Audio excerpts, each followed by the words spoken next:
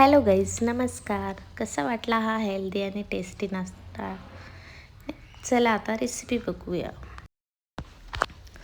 रवा, दही, एक वाटी पाणी अर्धा तास भिजत घातलं होतं मी.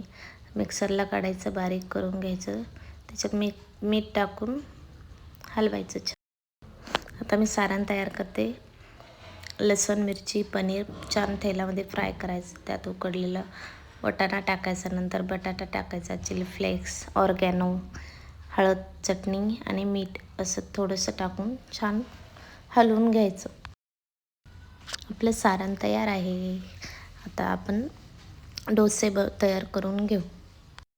अशा प्रकारे डोसे तयार करून घ्यायचे सर्व एकत्र आणि नंतर आपण थोडेसे अरध कच्चे असे भाजून घ्यायचे. नंतर सारण भरून परत फ्राय करायचे पॅनमध्ये.